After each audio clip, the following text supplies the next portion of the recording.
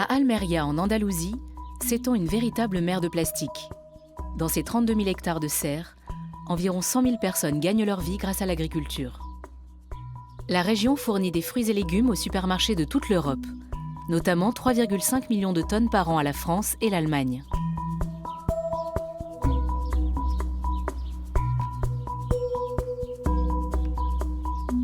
Mais cette apparente bénédiction qui permet au continent de bénéficier d'aliments bon marché et disponibles tout au long de l'année n'est pas sans poser des problèmes écologiques et humanitaires.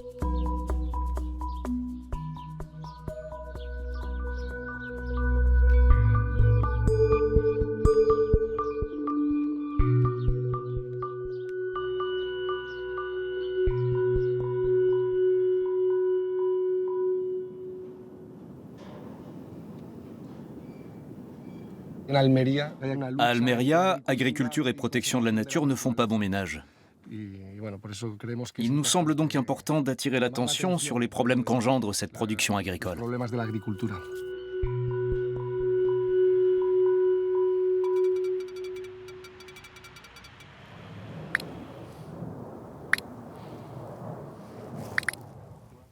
Marcos Dieguez est militant écologiste au sein du groupe espagnol Écologistes en Action.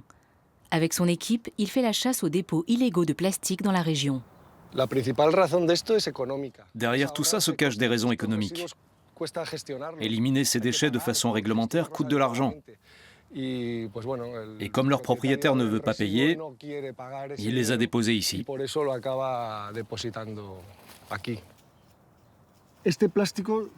Sous l'effet du soleil, ce plastique se désagrège en morceaux toujours plus petits, qui ne disparaissent jamais complètement. On a récemment découvert que les plantes sont capables d'absorber par les racines ces microparticules, qui se déposent dans les fruits et dans les feuilles. Donc tous les aliments cultivés sur un sol contaminé contiennent du plastique. Et on ignore les effets que ça peut avoir sur la santé des gens qui les consomment.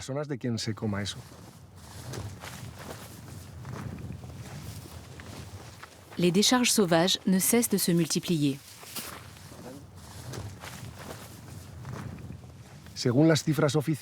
D'après les chiffres officiels, seuls 10% des plastiques sont mal éliminés. Ça peut sembler minime, mais 10% de 32 000 hectares, ça représente 3 200 hectares de plastique, ce qui fait une sacrée quantité.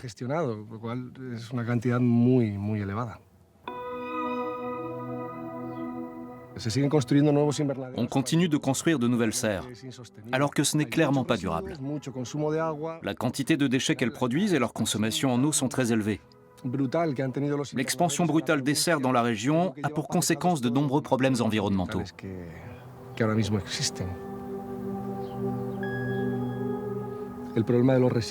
À cela s'ajoute la question de la main-d'œuvre bon marché. Ces gens sont contraints de vivre dans des bidonvilles parce qu'ils n'ont pas les moyens de faire autrement. Sans oublier le fléau des résidus de plastique qu'on retrouve partout. Tout est lié. Hato de Chares est l'un des plus gros bidonvilles. Il abrite de nombreux travailleurs immigrés employés dans les serres d'Almeria. Beaucoup de ces ouvriers n'ont pas de papier, gagnent moins que le salaire minimum et vivent dans des conditions difficiles. C'est pas du tout facile de vivre dans des abris provisoires. C'est pas du tout facile. L'électricité, ça coupe, mais pas tellement. Mais c'est l'eau. C'est l'eau qui nous pose problème parfois.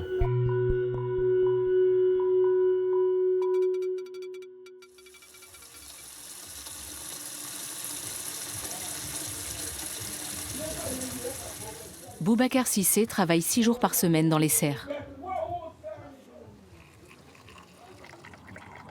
J'ai quitté le Sénégal pour venir ici, c'est pour changer ma vie. C'est pour ça que j'ai décidé de venir ici, pour aider la famille, aider les amis aussi. Je me sacrifie. Ce que je dois manger, c'est ça que je prends pour envoyer ça à la famille. Moi, je me sacrifie. 5, 6, 7. Cet sport m'aide beaucoup au travail. Il faut que le muscle soit fort. On travaille un peu dur. Il faut un peu fort pour soulever les cacao, il y a beaucoup de choses à soulever. C'est pour cela que j'ai fait ces trucs-là. 5, 6. Il y a des gens qui payent mal aussi. Il y a des patrons qui payent mal. On ne peut pas vivre avec ça. Si on doit payer la location, vivre ici, et on a la famille de l'autre côté aussi. C'est très dur pour nous. Ils peuvent changer les choses.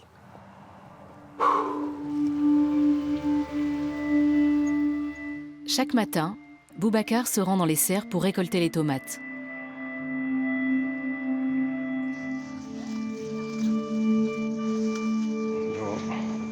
Elles sont destinées à de grandes enseignes européennes de supermarchés, parmi lesquelles Carrefour, Lidl et Aldi. Ça, c'est des tomates. En raison de la barrière de la langue, de nombreux migrants ne connaissent pas leurs droits en matière de salaire, de durée de travail et d'heures supplémentaires. À quelques kilomètres des serres, dans le centre d'Almeria, se trouve la station de radio Es Radio Almeria.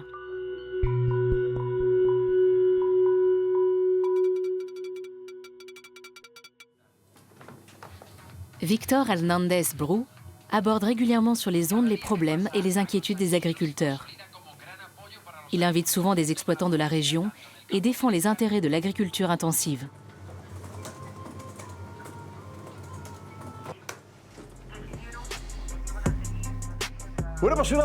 On démarre cette nouvelle semaine avec notre émission sur le secteur le plus important d'Almeria, à savoir notre agriculture, qui fournit à la région aussi bien des aliments que des emplois.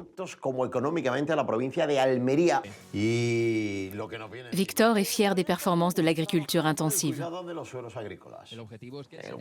On nous appelle le potager de l'Europe parce qu'Almeria est la plus grosse région productrice de fruits et légumes du continent. Pratiquement tous les pays européens reçoivent directement ou indirectement des produits issus de ce potager d'Almeria. On le surnomme la mer de plastique, parce que le plastique y joue un rôle fondamental. Depuis plus d'un demi-siècle, c'est un élément qu'il faut contrôler et savoir bien utiliser. Almeria est un exemple en matière d'emploi du plastique. On a mis en place tout un système de recyclage et notre agriculture est absolument durable et très respectueuse de l'environnement. Évidemment, il y a quelques petites exceptions où les choses ne se passent pas exactement comme elles le devraient. Mais elles sont très rares.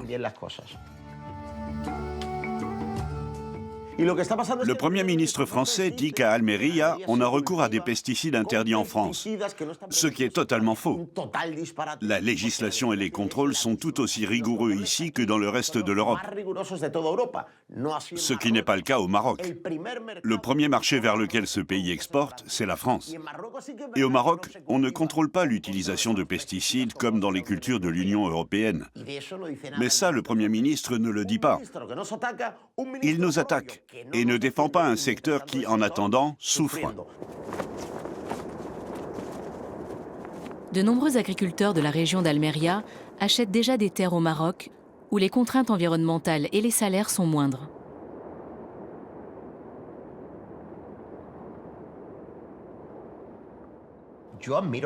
J'admire ces gens qui produisent de la valeur, qui créent des emplois et qui cultivent des aliments bons pour la santé. Je trouve ce modèle remarquable. Et j'aimerais que le sentiment de fierté et d'admiration pour cette région productive soit général. La semaine prochaine, nous serons au Salon agricole international de Berlin, Fruit Logistica, et nous couvrirons largement l'événement.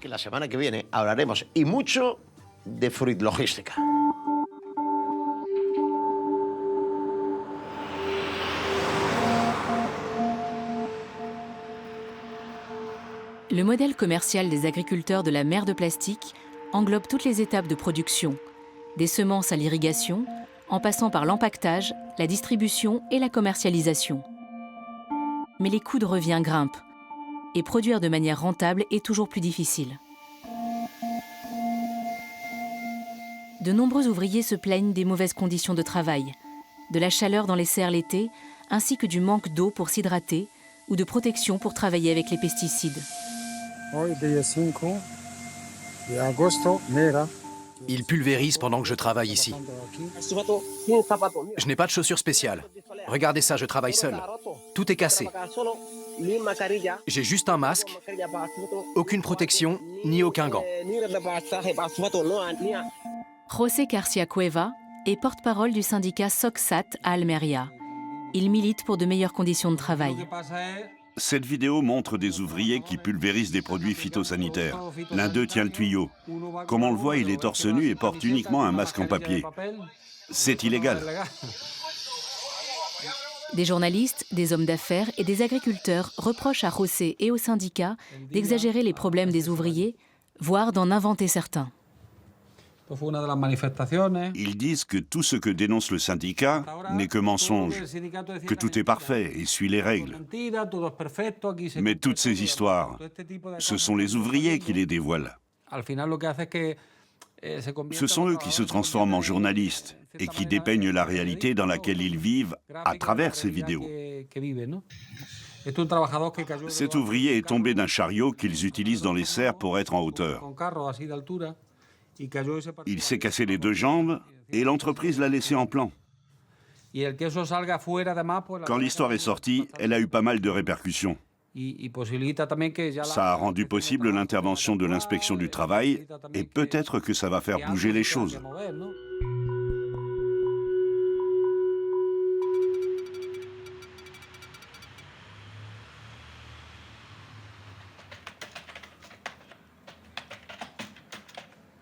José est lui-même issu d'un village agricole. Il connaît bien les conflits qui opposent ouvriers et exploitants.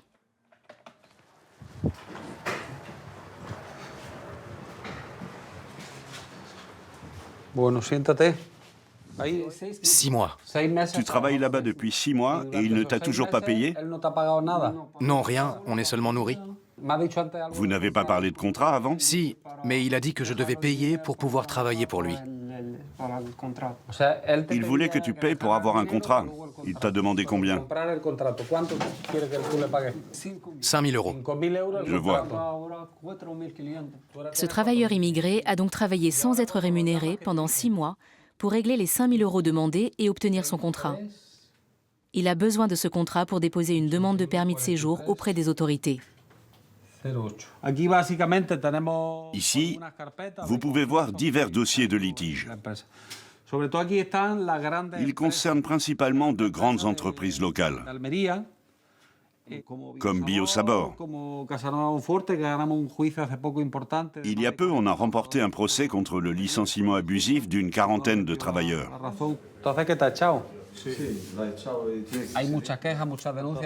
Beaucoup d'ouvriers se plaignent de ne pas disposer des équipements de protection réglementaires, ni d'eau pour s'hydrater, et les horaires d'été ne sont pas respectés. Certains travaillent sous des températures qui dépassent les 50 degrés à l'intérieur des serres. Les actes illégaux et les abus sont nombreux. Mais l'inspection du travail ne dispose que de très peu d'inspecteurs sur le terrain. On pourrait te donner une caméra cachée que tu porterais toute la journée. Alors on t'en prépare une, d'accord? La région a connu une croissance économique importante ces dernières années dans le secteur de l'agriculture. Les exploitants ont gagné beaucoup d'argent, surtout avec la tomate. Et pourtant, des milliers de personnes se retrouvent à vivre avec un salaire de misère, dans des logements insalubres, et se font exploiter, comme on le voit par ici. Est-ce que c'est avéré qu'ils convoquent des travailleurs pour leur faire bien comprendre qu'ils ont plutôt intérêt à ne pas faire ça? C'est le marché qui crée les conditions de travail, qui rend possible le fait que des milliers d'ouvriers puissent être employés sans contrat. Les pouvoirs publics le savent.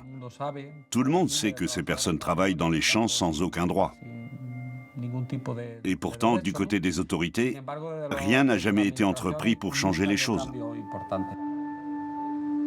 José a rendez-vous avec un groupe d'ouvriers affirmant que l'entreprise Biosabor ne les paie pas correctement.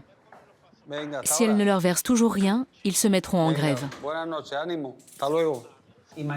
Demain, il faut que vous nous disiez si les gens sont prêts pour jeudi.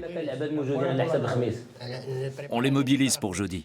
Et on manifeste? À quelle heure? 5h? 5h30? Vers 5h30. C'est noté.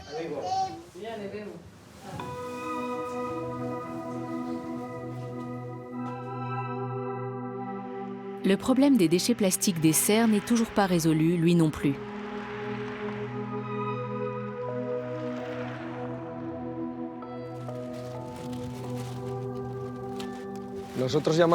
On appelle ça l'Anthropocène, une couche de plastique sur tout le globe. C'est l'empreinte géologique de l'espèce humaine. Dans des millions d'années, quand les extraterrestres viendront étudier notre planète, ils se demanderont ce qui s'est passé ici à cette époque. C'était l'être humain? L'agriculture sous serre est basée sur le recours à la chimie, qu'il s'agisse d'engrais ou de pesticides contre les infestations de nuisibles. La concentration de ces produits est très élevée dans ces zones. Ils s'infiltrent dans le sol et jusque dans la nappe phréatique. Les nitrates posent des problèmes.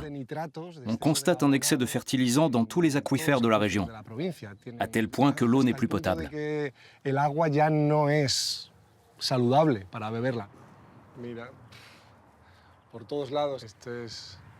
De l'eau et du plastique de toutes parts. Tout ce qui s'échappe des serres finit dans l'eau.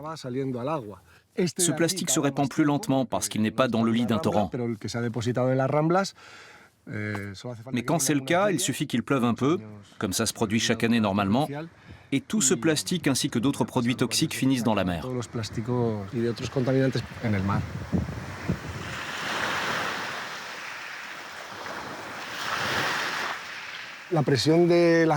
C'est la pression citoyenne qui fait bouger le monde politique. Mais dans cette région, les agriculteurs sont plus nombreux que les écologistes. Ce sont eux qui constituent la majorité des votants, pas nous. Alors les autorités ne se sentent pas vraiment contraintes de nous écouter. Il y a une contestation populaire qu'on ne peut pas nier. Ils s'en préoccupent. Mais toujours pour mettre le sujet sous le tapis.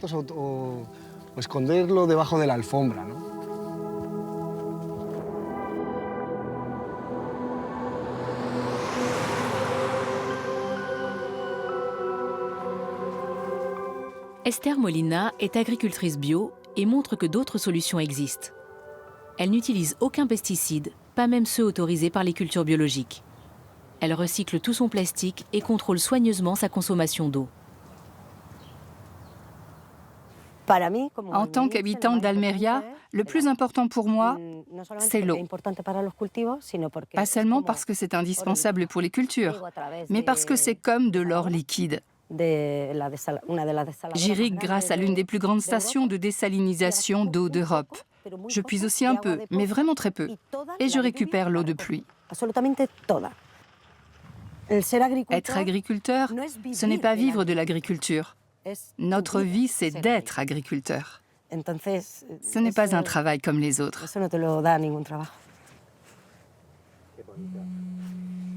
Super, un coup de fil de ma mère. Il faut que je prenne l'appel.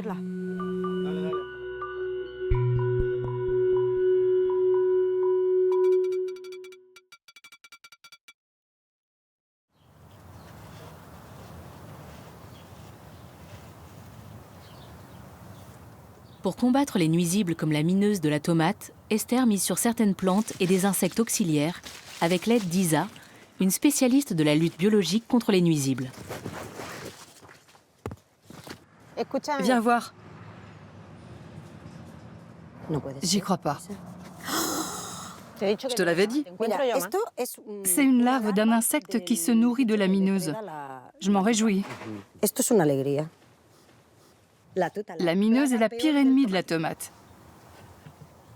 Je vends des aliments totalement propres. Je n'utilise même pas de produits phytosanitaires écologiques. Recourir à une substance aussi écologique soit-elle, c'est déjà une intervention humaine. Et ça brise l'équilibre du système. Et ce système, c'est la nature. Pour moi, la solution est là. Si seulement le gouvernement, les agriculteurs et tous les acteurs du secteur en avaient conscience. En 5 ans, une serre peut devenir fertile et grouillante de vie.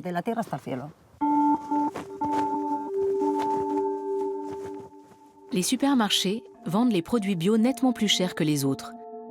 Mais les agriculteurs qui les cultivent ne voient pas vraiment la couleur de cet argent. Le problème des agriculteurs, ce sont les charges.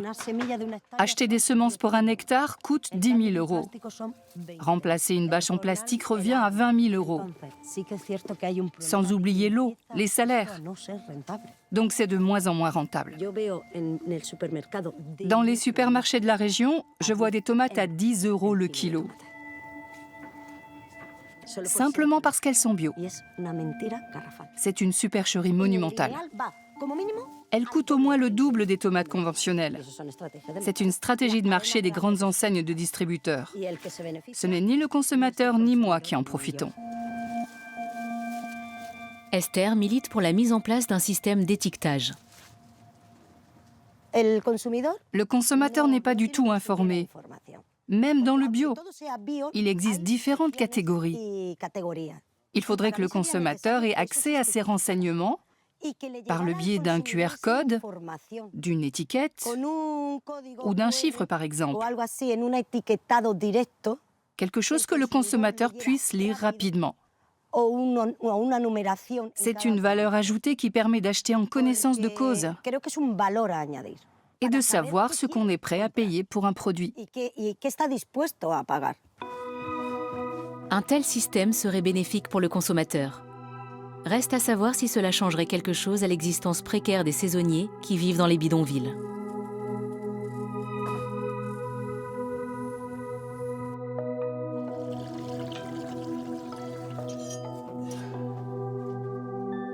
Et ici, on est au nombre d'à peu près 21 personnes. Et il y a des Gambiens, Guinéens, on est mélangés.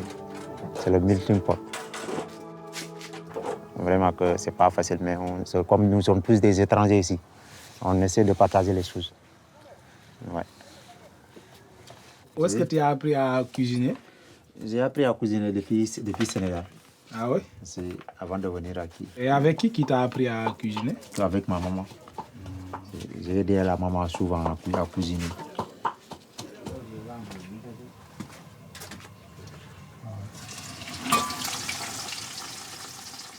Moi, ce que je voudrais dans le futur, moi, je veux étudier encore et continuer à étudier pour pouvoir faire beaucoup. La mairie ou bien le gouvernement devait faire plus. Nous, on n'a pas d'autre choix. On travaille pour le pays, on travaille pour la mairie. Il doit faciliter notre intégration. Qu'est-ce que tu es en train de faire maintenant? Maintenant, on est en train de manger, on a fini de préparer. On est en train de manger avec les amis. Ah oui? Ouais. Et je pense que c'est délicieux. Hein? C'est doux.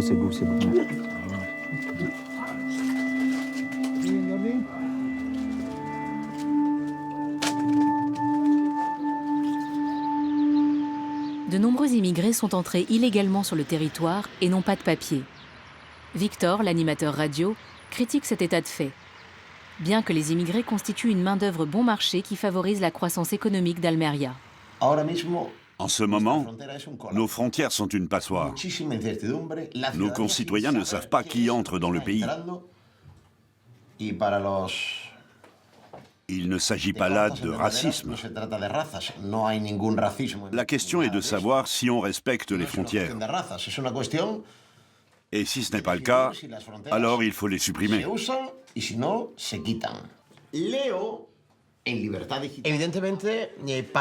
Pour soutenir le modèle d'Almeria et le modèle européen, l'immigration est indispensable. Il existe des secteurs de l'agriculture européenne qui en ont besoin. Mais il faut que cette immigration soit contrôlée, régulée, que les frontières soient respectées et que l'on sache quel genre de travailleurs entrent en Europe et pour quelles raisons ils viennent. Or, ce n'est pas toujours le cas.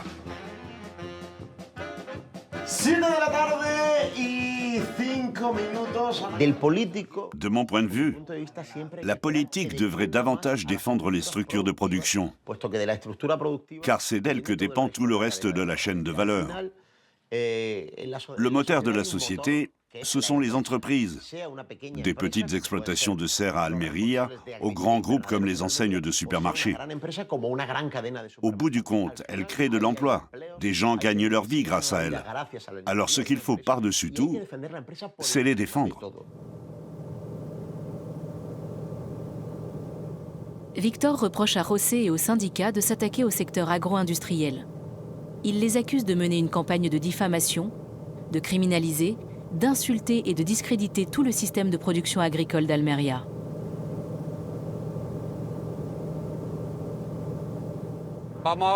On se rend à l'entrée de l'entreprise Biosabor. La société emploie quelques 700 travailleurs, aussi bien dans son usine que dans les champs. Le conflit dure depuis un certain temps. Il est né de graves infractions à la loi en matière de salaire, de vacances ou d'heures supplémentaires. Aujourd'hui, on va distribuer des tracts pour les dénoncer. On veut aussi se faire voir devant l'entreprise.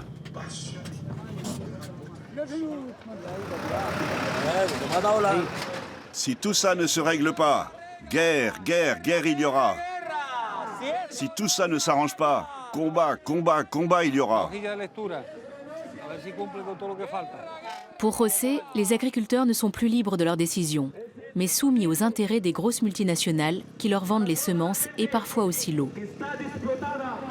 Les agriculteurs exploitent leurs terres selon les exigences des enseignes de la grande distribution.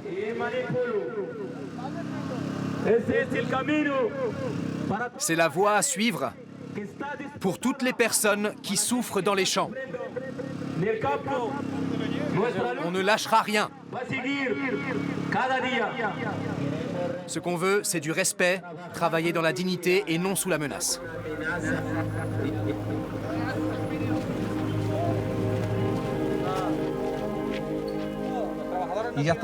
Il faut poursuivre la lutte. Vous savez que chaque fois qu'on vient ici, le lendemain, ils vont venir nous voir.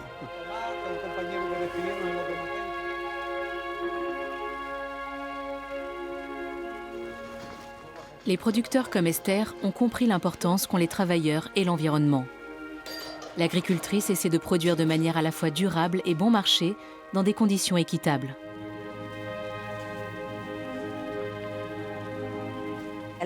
Lui, il travaille avec moi depuis longtemps.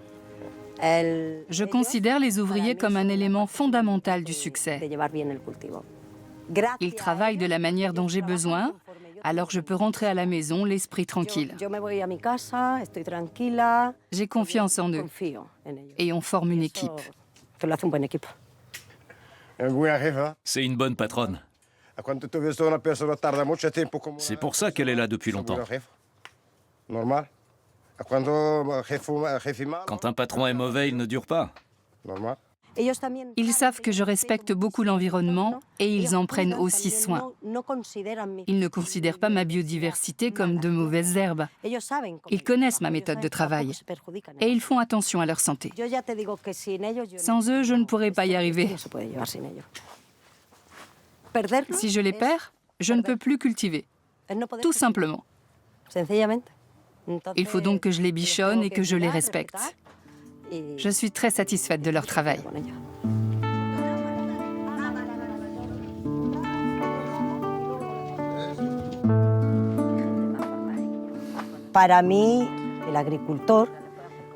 Un agriculteur a le don ou la chance de cultiver la terre pour nourrir les gens.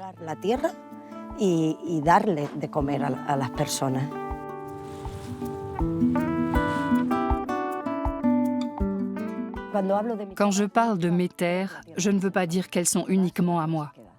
Après ma mort, elles subsisteront. Si on veut vraiment qu'Almería soit une réussite et perdure pour les générations futures, alors il faut que tout soit en équilibre. L'Union européenne a adopté des lois pour des cultures écologiques et des conditions de travail équitables. Encore faudrait-il qu'elles soient appliquées de manière cohérente. Pour que les choses changent, une collaboration entre élus, agriculteurs, chaînes de supermarchés et consommateurs est indispensable.